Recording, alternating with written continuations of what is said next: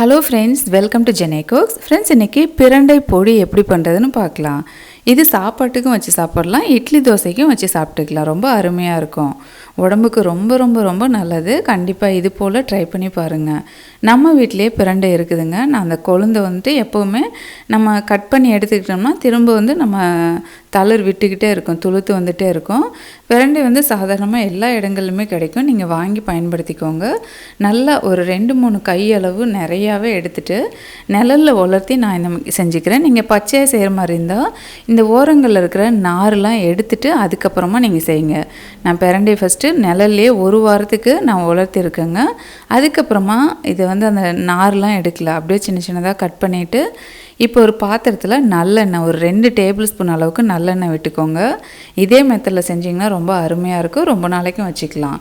பூண்டு நல்லா ஒரு பூண்டு ஃபுல்லாக எடுத்துகிட்டு அதை தட்டி அப்படியே தோலோடவே லைட்டாக இந்த மாதிரி தட்டி சேர்த்துக்கோங்க. நாட்டு பூண்டு தான் இது.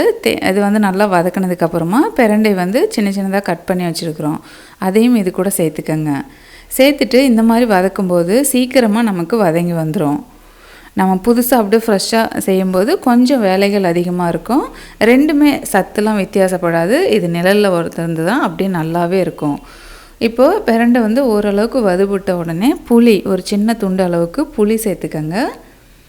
சேர்த்துட்டு அதையும் சேர்த்து நல்லா வறுத்து எடுத்துக்கலாம். அந்த புளியும் பிரண்டையோடவே சேர்த்துட்டு இங்கே பாருங்கள், நல்லா சீக்கிரமாகவே நமக்கு வதங்கி வந்துடும். இதுக்கப்புறமா ஒரு 2-3 கையளவுக்கு கருவேப்பிலை நல்லா ஃப்ரெஷ்ஷாக அலசிட்டு நல்லா காய வச்சு இது கூட சேர்த்துக்கங்க. அந்த ஆயிலே நல்லா வறுபட்டுரும். கடைசியாக வரமிளகாய் காரத்துக்கு ஏற்ற மாதிரி ஒரு 4 வரமிளகாய் சின்ன சின்னதாக சேர்த்துருக்குறேன். உங்களுக்கு காரம் அதிகமாக வேணும்னா இன்னும் 2 கூட சேர்த்துக்கலாம். இப்போ நல்லா வதக்கியாச்சு. இப்போ நம்ம ஊற்றின எண்ணெயெல்லாம் பாருங்கள் தனியாக வந்துடும். அந்த வதக்கின பிரண்டையை மட்டும் எடுத்துகிட்டு ஒரு பாத்திரத்தில் கொட்டி ஆற வச்சுக்கோங்க. இந்த எண்ணெயை நான் காட்டுறேன் பாருங்கள். நம்ம எவ்வளோ ஊற்றினோமோ அதை விட சும்மா கொஞ்சம் தான் இழுத்துருக்கோம். இதை அப்படியே வச்சுட்டு எதாவது சமையலுக்கு கூட நீங்கள் யூஸ் பண்ணிக்கலாம். அதே பாத்திரத்திலே நல்லா தொடச்சி எடுத்துகிட்டு 1/2 கப் அளவுக்கு இது 100 கிராம் உளுந்து எடுத்துக்கோங்க. நீங்கள் கருப்பு உளுந்து கூட சேர்த்துக்கலாம். 1/4 கப் அளவுக்கு கடலைப்பருப்பு, துவரம்பருப்பு ஒரு 1/4 கப் சேர்த்துக்கோங்க. ஏன்னா இது சாப்பாட்டு கூடயும் சேர்த்து சாப்பிட்றதுனால நான் துவரம்பருப்பு இது கூட ஆட் பண்ணியிருக்கிறேன். இந்த 3 பருப்பையும் ஒன்றாவே சேர்த்துட்டு லோ ஹீட் வச்சுக்கோங்க. அடிகனமான பாத்திரம் வச்சிங்கன்னா லோ ஃப்ளேமில் நல்லா வறுபட்டு வரும். எல்லாமே சரிசமமாக வறுபட்டு வரும். அந்த மாதிரி நல்லா வறுத்து எடுத்துக்கோங்க. பாருங்கள், இந்த மாதிரி நல்லா அந்த ப்ரௌன் ஆகினோடனே அதுக்கப்புறமா எள்ளு ஒரு 1/4 கப் அளவுக்கு வெள்ளை எள்ளு, கருப்பு எள்ளு எது வேணாலும் சேர்த்துக்கலாம். எள்ளு நான் கொஞ்சம் அதிகமாகவே சேர்த்துருக்குறேன். உங்களுக்கு எள்ளு பிடிக்கலன்னா ஒரு 2 டேபிள் ஸ்பூன் அளவுக்கு வாசனைக்காக சேர்த்துக்கோங்க. இந்த ஹீட்லேயே படபடபடன்னு நல்லா பொரிஞ்சு வரும். நான் இப்போ ஸ்டவ் ஆஃப் பண்ணிவிட்டேங்க. பருப்பு நல்லா வறுபட்டோடனே ஸ்டவ் ஆஃப் பண்ணிவிட்டு தான் நான் எள்ளை இது கூட சேர்த்துருக்குறேன். சேர்த்துட்டு இப்போ ஒரு அகலமான பிளேட்டில் கொட்டி நல்லா ஆற வச்சுக்கோங்க. கூடவே நல்லா ஒரு டீஸ்பூனோட கொஞ்சம் அதிகமாகவே கல்லுப்பு சேர்த்துக்கோங்க.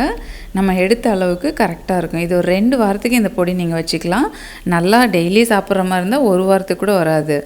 1 டீஸ்பூன் சீரகம், 1 டீஸ்பூன் மிளகு அப்படியே இந்த ஹீட்லேயே நல்லா சூடாயிரும்.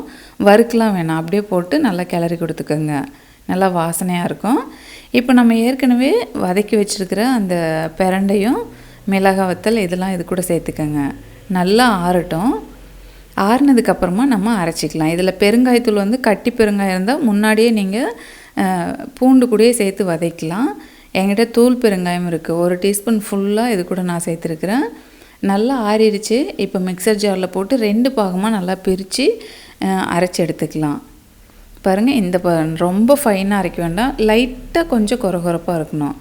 நல்லா ஒரு அகலமான பாத்திரத்தில் கொட்டி நல்லா ஆற வச்சுக்கோங்க. ஆற வச்சதுக்கப்புறமா நீங்கள் ஒரு டப்பாவில் நல்லா ஏர்டைட்டான டப்பாவில் கொட்டி நல்லா க்ளோஸ் பண்ணி நல்லா பத்திரமா வச்சுக்கலாம். டெய்லி சாப்பாட்டில் இட்லிக்கோ தோசைக்கோ நீங்கள் சாதாரணமாக குழம்பு ரசம் வச்சுருந்தா கூட பரவாயில்ல. இந்த பொடி ஒரு 2-3 ஸ்பூன் எடுத்து போட்டு நெய் போட்டோ இல்லை வெறும் இதாகவே நல்லெண்ணெய் போட்டு கூட சாப்பிடுங்க. உடம்புக்கு அவ்வளோ நல்லது. குழந்தைங்கள்லேருந்து பெரியவங்க வரைக்கும் எல்லாருக்குமே கொடுக்கலாம். இதே போல் ட்ரை பண்ணிவிட்டு எப்படி இருக்குன்னு மறக்காமல் உங்கள் கமெண்ட் என் கூட ஷேர் பண்ணுங்கள். வீடியோ பிடிச்சிருந்தால் லைக் பண்ணுங்கள். தேங்க்யூ.